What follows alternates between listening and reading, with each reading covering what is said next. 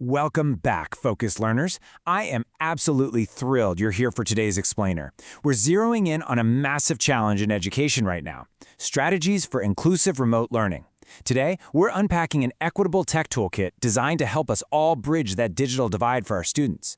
We pulled together some incredible insights from KQED, Microsoft Education, Minds in Bloom, and Google, and we're going to lay out some real actionable strategies you can actually use. Okay, let's dive into this with a pretty tough but very real question. How do you actually teach when the internet just drops? Or honestly, when it was never even there in the first place? You know, we so often build our remote learning plans assuming everyone has this high-speed, flawless connection. But the reality on the ground? Yeah, it's often a completely different story. To really wrap our heads around the scale of this thing, we need to look at one staggering number: 1.3 billion. According to UNICEF data, that is the number of children and young people around the globe who literally have zero internet access at home. None. So when we're talking about remote learning, we simply cannot afford to leave 1.3 billion minds behind. So here is the roadmap for today's Explainer. We're starting with the Digital Divide Challenge. Then we'll look at low-bandwidth teaching tactics. After that, optimizing offline learning and repurposing classroom technology. Finally, we'll wrap up with setting digital boundaries and, maybe most importantly, compassion over compliance. Let's get to it. All right, Section 1, the Digital Divide Challenge, bridging the gap in remote learning. We just have to be honest right up front here. Online learning, it is simply not a level playing field right now. Just look at the federal data highlighted by KQED. Roughly 14% of U.S. families with school-age kids don't have high-speed internet, and this gap hits low-income and rural communities the hardest, for sure. Now, you might say, well, providers like Comcast offer those free or reduced-cost programs, right?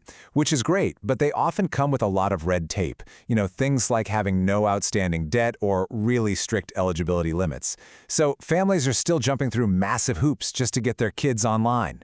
And this brilliantly illustrates the long-term fallout of that missing connection. A 2020 study out of Michigan State University found something pretty alarming. Students who either don't have home internet or who have to rely entirely on a basic cell phone data plan end up facing a digital skills deficit equal to 3 full years compared to their connected peers. 3 years! And that directly translates to lower GPAs, lower SAT scores, and significantly lower odds of heading to college. So, what do we do about it? That brings us to Section 2, low bandwidth teaching tactics. How we keep students connected with way less data. We know connectivity is an issue, so let's focus entirely on what we can do right now to adapt. Here are some incredibly effective, super lightweight strategies straight from educators out in the field. First off, ditch the data-heavy PDFs and just send plain text emails. Huge data saver. Try using WhatsApp. It uses barely any data and is perfect for quick texts or audio lessons. Remind your students to tune in to standard local TV broadcasts like PBS or KQED for aligned educational programming. It is completely free. You can also just make regular old phone calls. Use tools like Google Voice so you're protecting your personal number.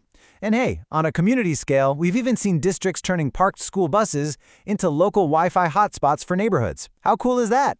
Here's another lifesaver. If you want to avoid making kids join massive data-draining video calls, just make transcripts of your lessons. It's so easy. Open up a Google document, go to Tools, and click Voice Typing. Just dictate your lesson right into the mic, give it a quick read for any weird typos, and boom! You've instantly got a completely accessible, zero-bandwidth version of your class ready to send out.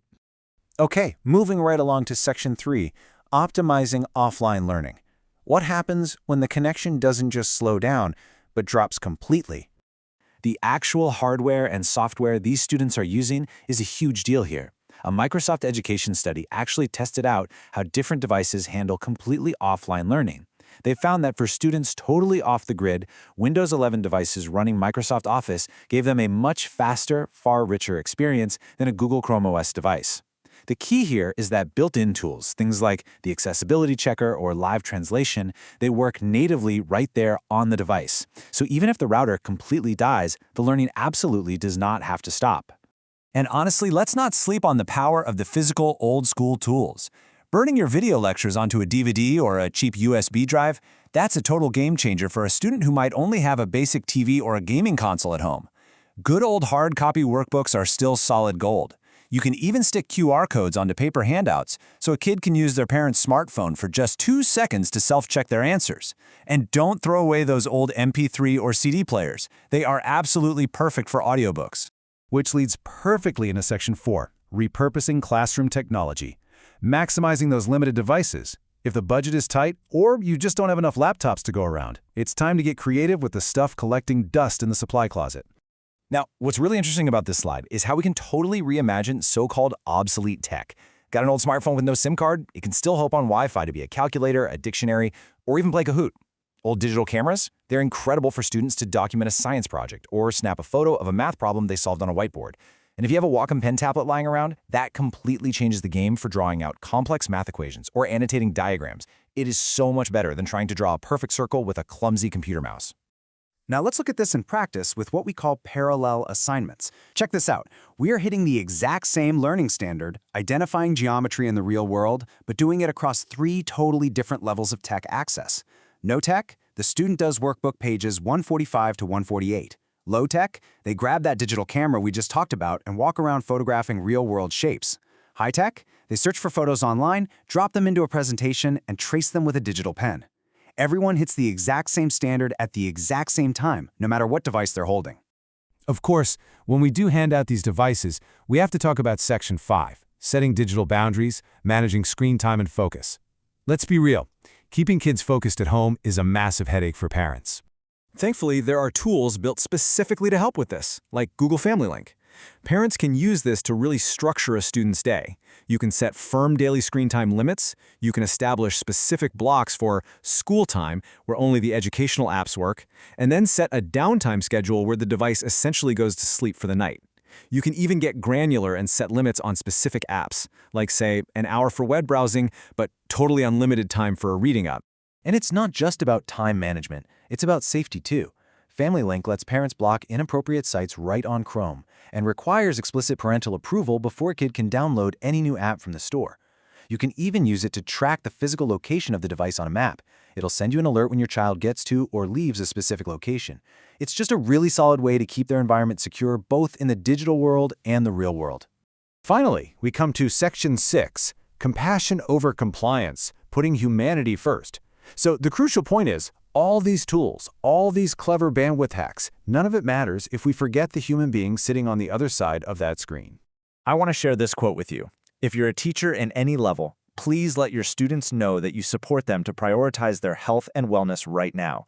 Now is not the time to uphold the standards of academia.